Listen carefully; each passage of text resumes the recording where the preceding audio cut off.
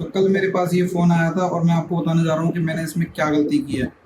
मेरे पास फ़ोन आया था one plus Nord CE2 light. तो इसकी डिस्प्ले चेंज करनी थी। अब डिस्प्ले चेंज तो मैंने बहुत अच्छे से कर दी थी, हालांकि मैंने पहली बार डिस्प्ले चेंज की थी, पर मैं तुम्हें बता देता हूँ कि मैंने गलती क्या की ताकि तुम वो सेम गलती कभी ना करो। और ये बहुत ही स्टूपिड गलती थी। ये वाली जो पिन्नी है ये कैमरे पे लगी हुई थी, तो ये मैं हटाना भूल गया था और मैंने पूरी डिस्प्ले पेस्ट कर दी थी। अब कस्टमर मेरे पास से फ़ोन ले गया, मेरे को पैसे भी दे गया, पर अगले दिन सुबह ही सुबह वो मेरे पास आया, भैया कैमरा सही से नहीं चल रहा, सब कुछ ब्लू ब्लू दिख रहा है। और मेरे को रियलाइज़ हो चुका था तब तक कि मैंने पिन्नी हटाई ही नहीं है। फिर अब गलती मेरे से एक और हुई, पिन्नी नहीं हटाई, वो तो एक अलग बात थी। अब ये मैं डिस्प्ले निकाल रहा था, अच्छी खासी डिस्प्ले निकल भी गई थी, पर गलती से मेरा इसका फ्लैक्स कट गया। अब तुम देख सकते हो मेरा लॉस हो चुका है, सुबह ही सुबह एक मैं लॉस झेल रहा हूँ। तो ये वीडियो सिर्फ मैं इसलिए बना रहा हूँ कि तुम्हें ये गलती तुम ना करो और बच के रहो। कोशिश करो, पेशेंसली काम करो। अब मैंने पहली बार करी थी और बहुत पेशेंसली करा, मैंने बहुत स्लो स्लो काम किया, फिर भी मेरे से गलती हो गई। पर मैं यही कहूँगा कि बहुत पेशेंसली काम करो शुरुआत में, चाहे दिन का 1 या 2 ही फ़ोन सही करो, पर एटलीस्ट अच्छे से करो ताकि तुमसे गलती ना हो, ताकि तुम्हारा लॉस ना हो। एटलीस्ट कुछ भी हो, तुम्हारा खुद का लॉस नहीं होना चाहिए। तुम अपनी दुकान में बैठे हो कमाई करने के लिए, ना कि लॉस करने के लिए। तो इस चीज़ को अपने दिमाग में रख के चलो कि लॉस ना हो तुम्हारा। अब बाकी मैं इसकी डिस्प्ले दोबारा बदल रहा हूँ, खोल लिया है मैंने फ़ोन।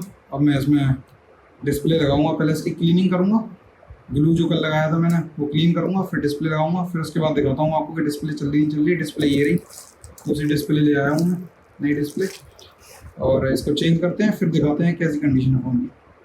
तो अभी मैंने डिस्प्ले लगा ली है, वर्नी की डिस्प्ले लगाई है मैंने सुना है काफ़ी अच्छी होती है वर्नी की डिस्प्ले, तो मैं मोस्टली यही प्रेफर करता हूँ कि वर्नी की मिल जाए तो ज़्यादा बेटर है। और अब मैंने डिस्प्ले लगा ली है, बैक पैनल भी चिपका दिया है इसका सही से। अभी फ़िलहाल इतने अच्छे से नहीं चिपका मेरे से जितना अच्छे से कल चिपका था, आज तब तक कुछ गड़बड़ी कर दी मैंने, पर फिर भी ठीक है। अब देखते हैं, डिस्प्ले चला गया एक बार, सही काम कर रही है डिस्प्ले तो।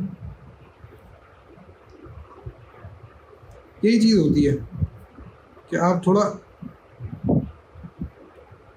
ख्याल रखो ना, तो ज़्यादा बेटर है डिस्प्ले डालते में। अब मैंने उसकी पिन्नी हटा दी है, ब्लू वाली जो पिन्नी थी ना यहाँ पे, वो हटा दी है। तो अभी अगर हर चीज़ सही से काम कर रही है तो फ़ोन एकदम परफेक्टली सही हुआ है। पर हाँ, इस रिपेयर में मेरा खुद का लॉस तो हो ही है खैर, क्योंकि मैंने 2 बार डिस्प्ले डाल दी। मैंने लिए भी कम थे उनसे पैसे, क्योंकि मेरी पहली डिस्प्ले दी है। मैंने कहा चलो अपनी अर्निंग हो ना हो, अच्छे से डिस्प्ले डालते हैं। तो जितने की डिस्प्ले आई थी उससे थोड़े से ही ज़्यादा पैसे लिए थे मैंने उनसे, और मेरे को डिस्प्ले अब दोबारा डालनी पड़ गई एक बार, नहीं तो थोड़ा सा मेरा लॉस हो गया। पर चलो कोई बात नहीं। अब थोड़ी थोड़ी चीज़ें देखो होती हैं, ये ऊपर नीचे अप एंड डाउन तो आते ही हैं बिजनेस में, और प्लस रिपेयरिंग में इस टाइप के फॉल्ट आना बहुत ही कॉमन है। अब इससे एक और चीज़ पता पड़ती है कि लोग जब भी डिस्प्ले डालते हैं तो डिस्प्ले जितने की आती है उसके डबल कॉस्ट क्यों लेते हैं। वो इसलिए लेते हैं, इनकेस अगर डिस्प्ले डालते में उनसे कोई दिक्कत हो जाती है तो वो एक और डिस्प्ले डाल सकते हैं। तो कुछ भी नहीं तो उनका नुकसान नहीं होता, प्रॉफिट नहीं होता तो लॉस भी नहीं होता है, ये वाली बात है। फिलहाल ये वाली वीडियो रखते हैं यहीं तक। अब मैं जो भी वीडियोस बनाऊंगा ऐसे ही बनाऊंगा कि कोई भी रिपेयरिंग की फ़ोन आएगा मेरे पास, कोई भी रिपेयरिंग के लिए फ़ोन आएगा तो उसकी डॉक्यूमेंट्री बनाऊंगा मैं और उनको शेयर करूंगा इस चैनल पर। तो अगर आपको ये वीडियोस अच्छी लगें तो आप सब्सक्राइब कर सकते हो चैनल को। बाकी ये वीडियोस मैं इसलिए बना रहा हूँ क्योंकि ये मेरा बिल्कुल लर्निंग स्टेज है। आगे जाकर मैं जब इन वीडियोस को देखूंगा तो मेरे को पता रहेगा कि हाँ, मैंने भी ये सारी गलतियाँ की थी, और मैं आपसे भी ये कहूँगा कि ये सारी गलतियाँ आपसे भी हो सकती हैं, और हो जाएँ तो बहुत ज़्यादा परेशान ना हो, क्योंकि जब आप कोई काम सीखते हो और करते हो नया काम तो गलतियाँ होना जायज़ है। गलतियाँ आपसे होंगी, पर आप हार मत मानो, काम करते रहो जो भी काम आप कर रहे हो, और थोड़ा बहुत लॉस हो तो उसको बेयर करो। और ऐसा भी नहीं है, मैं ये भी नहीं कह रहा कि ये गलती इसलिए हुई है क्योंकि मैं नया हूँ।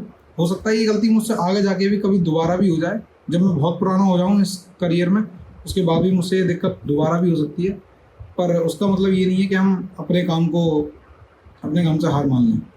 और एक बात बतानी मैं भूल गया था, यहाँ पर अगर आप गौर से देखोगे ना तो आपको ये दिखेगा कि ये पीस टूट गया था जब मैं रिपेयर कर रहा था ना, तो ये वाला पीस, छोटा सा पीस टूट गया था, क्योंकि फ़ोन बहुत पुराना है तो प्लास्टिक पुरानी हो जाती है तो फिर टूट ही जाती है सारी चीज़ें। तो ये चीज़ टूट गई थी थोड़ी सी, तो ये मैंने यहीं पर रखी हुई थी, अपने सेटअप पे रखी हुई थी ताकि मेरे को याद रहे।